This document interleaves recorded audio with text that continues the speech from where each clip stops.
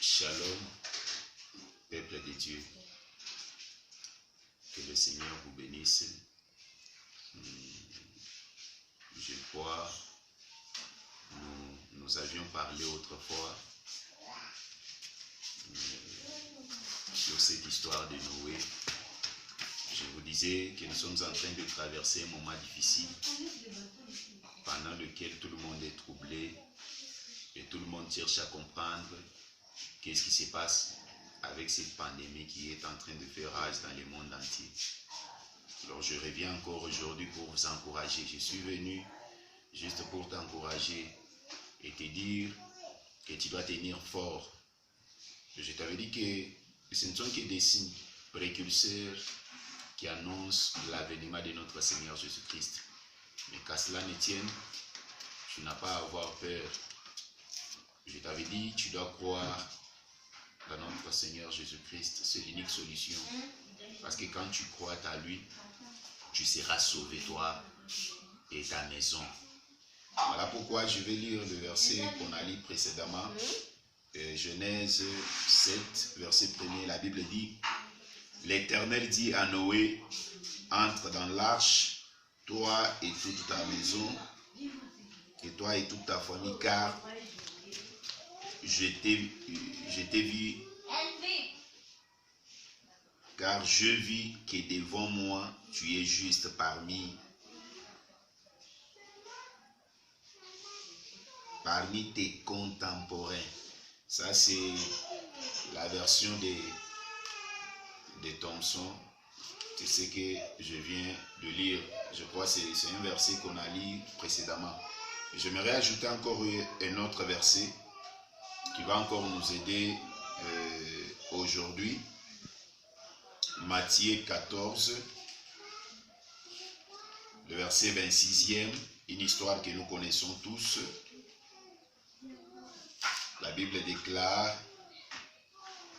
Matthieu 14, verset 26, quand les disciples le virent marcher sur la mer, ils le firent troubler et dire, c'est un fantôme. Et dans leur crainte, ils le poussèrent des cris. Je crois que c'est très important que nous soulevions ces points. Je vous ai dit, du temps de Noé, quand Dieu avait promis à ceux qu'il y aura un déluge qui aurait exterminé le monde entier, Dieu avait parlé à Noé et il lui avait dit de former l'arche. Bien aimé, pendant que Dieu parlait à Noé, il n'avait pas de pluie. Noé n'avait jamais entendu parler de pluie. Et la pluie, c'était la première fois que Noé entendait de ça. C'est pourquoi quand tu pouvais parler à tout le peuple, personne ne pouvait le croire parce que c'était un mot qui était étrange. Même l'arche a commencé avec Noé. C'est pourquoi quand Dieu dit à Noé fabrique l'arche, Noé fait ce que Dieu lui avait dit. Maintenant Dieu lui dit d'entrer. Je vous avais dit Noé n'avait pas tenu compte de combien de temps il devait faire dans l'arche.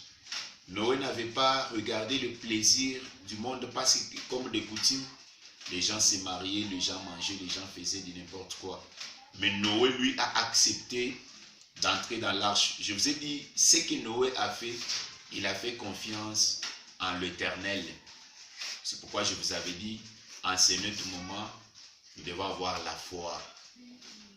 Quand nous avons la foi, nous allons surmonter tous les obstacles.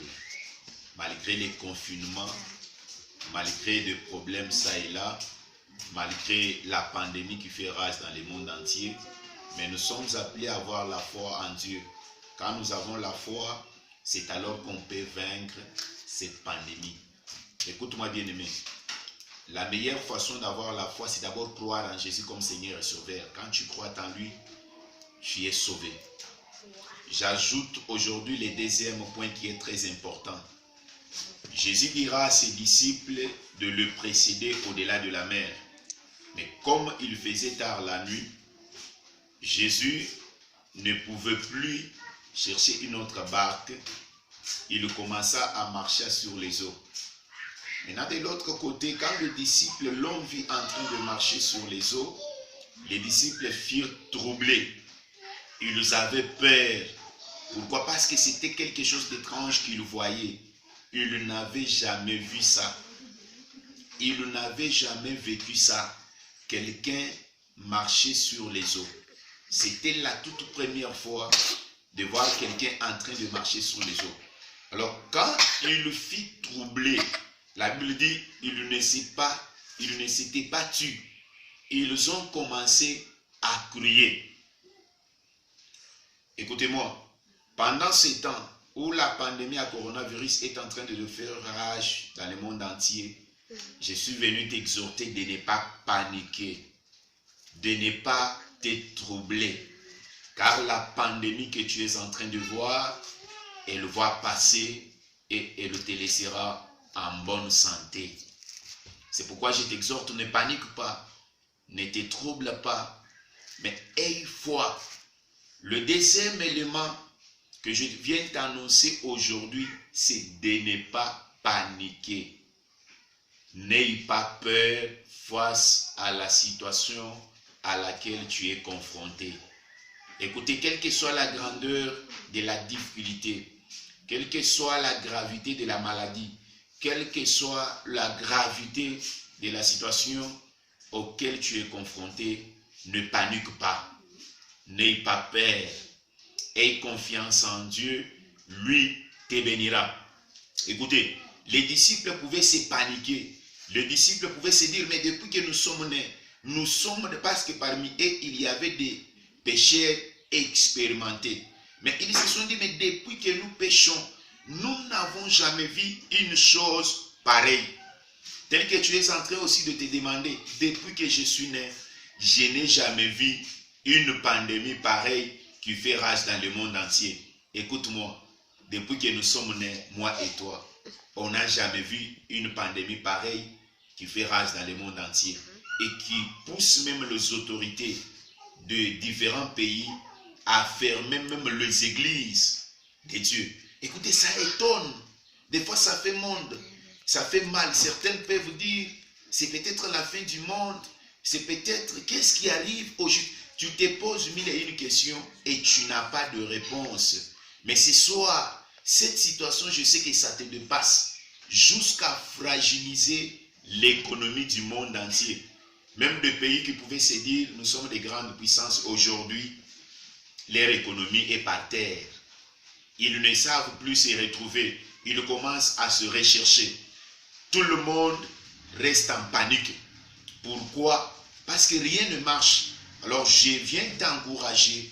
Ce soir, ne panique pas. Ne te trouble pas. N'aie pas peur face à cette situation. La crise va passer. La pandémie à coronavirus va passer. La difficulté que tu traverses va passer. Mais l'Éternel, Dieu des armées, le Seigneur Jésus-Christ, restera le même hier, aujourd'hui, éternellement. Voilà pourquoi, mon frère, ma soeur, maman, papa, partout où tu me suivras, j'aimerais que tu aies sang-froid. Ne panique pas, reste calme. Écoutez, quand les disciples ont vu le fantôme qui était Jésus, ils ont commencé à être troublés. Mais la Bible dit une chose qu'ils ont fait qui m'a plu. Ces hommes, ils ont crié. Ils criaient vers qui? Ils criaient vers celui qui devait les sauver. Moi et toi, bien-aimés, ce n'est pas un moment de distraction. Ce n'est pas un moment de chercher des provisions telles que tu es en train de le faire. Ce n'est pas un moment d'aller ça et là, chercher à avoir à manger dans la maison, chercher à avoir des rations, des provisions dans la maison. Non, ce n'est pas le temps. Mais c'est le temps de crier vers celui qui doit nous sauver. Et celui qui doit nous sauver, ce n'est pas une autorité de ce monde. Ce n'est pas une autorité de ce pays.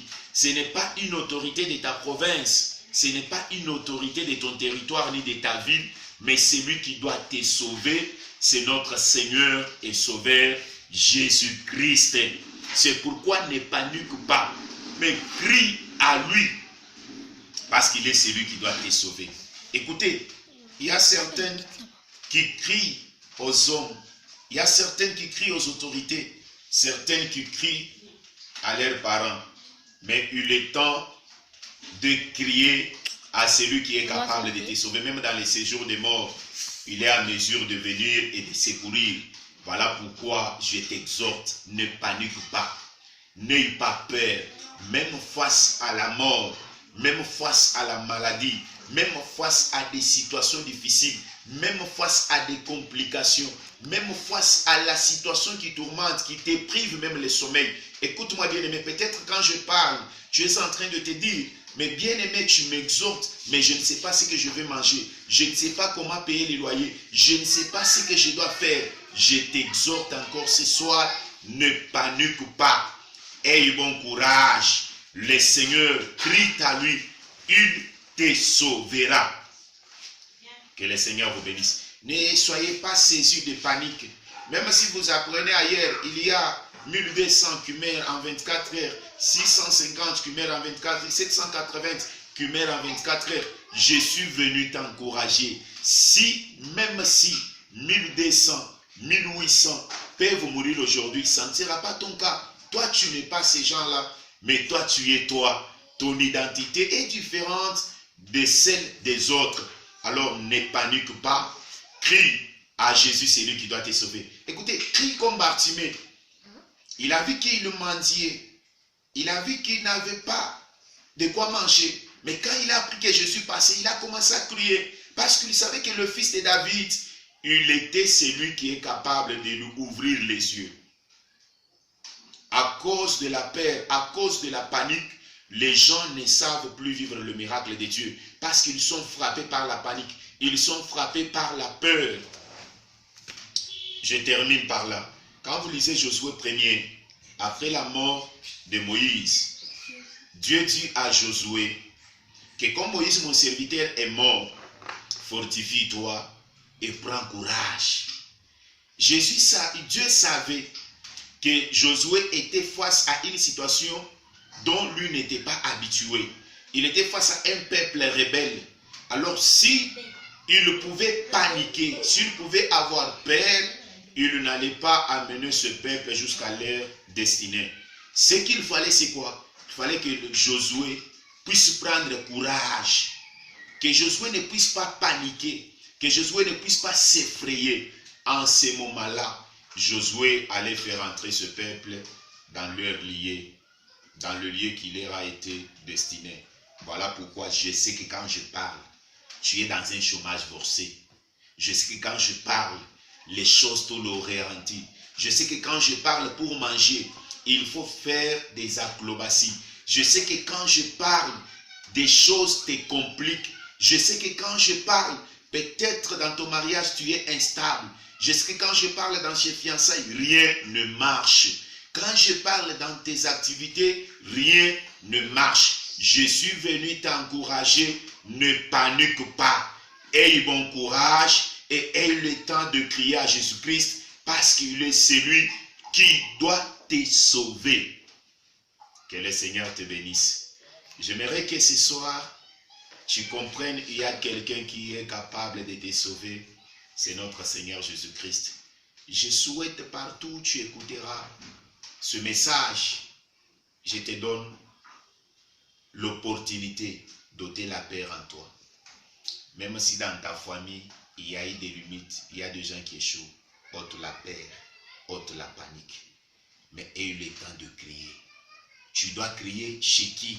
Tu dois crier chez notre Seigneur Jésus-Christ, car il est celui qui nous sauve.